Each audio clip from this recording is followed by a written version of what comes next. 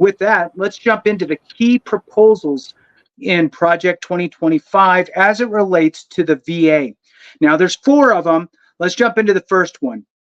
They're fairly short. It's just a small paragraph on each. Obviously, there's documentation out there that has a much deeper dive into this stuff. Feel free to look at it. We'd love to see your comments into this post as well. So the first one, political and operational changes, is the title. One notable political proposal would extend the term of the Undersecretary for Health to ensure continuity and protect the position from political changes by the next administration, which is to your point, Chris, where you're saying, hey, look, just because somebody appointed this person, let's let them continue to do great things, right? So additionally, the plan calls for the dismissal of Biden administration appointees on day one to establish political control over the VA. So it's kind of this twofold thing. One, it's saying let's extend the term of the Undersecretary for Health to ensure the continuity and protect the position from political changes by the next administration. But we want to dismiss all appointees and then start from scratch, which I'm not quite sure how to read into that, other than seeming as though it's a little bit of this in that paragraph. So, Chris, your thoughts, and we'll bounce over to Randy.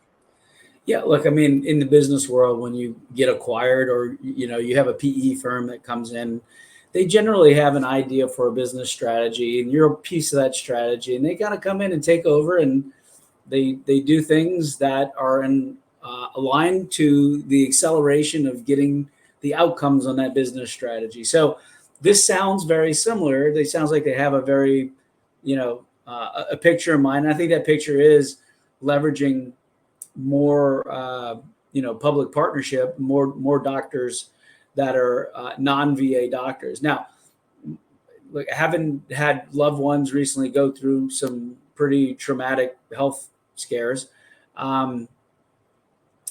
and going from corporate insurance to not corporate insurance, I can tell you that unless the VA or the veterans have some sort of priority, you may not be cutting down wait times. You may not be cutting because there's just not enough doctors. And then you have more people who are leveraging healthcare than ever before because of some of the programs, Obamacare and other things, which is a great thing. But the strain on the system is actually really, really, at least where I live in California, it's really hard to find specialists. It's really hard to find doctors who aren't, who are actually taking new patients.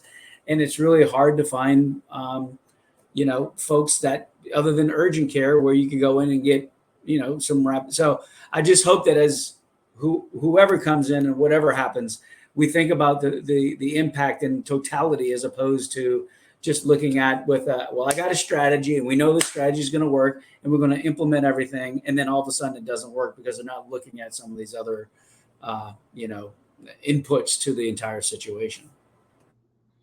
Yeah. Hey, look, just stepping back to this bullet itself, I understand why they'd want to extend the term of the Undersecretary of Health. It kind of takes them outside of the political realm, and just makes some sort of a continuity. So in a way, the judicial branch already does that. I mean, that was kind of the whole purpose for some of these longer indefinite terms for the judicial branch, was to get them outside of the politics of everything and just let them focus on justice and the law, and a similar mindset could be adopted by this. I don't understand kind of this whole plan to get rid of the entire administration appointees on day one, particularly if this is, an attempt to be a bipartisan effort.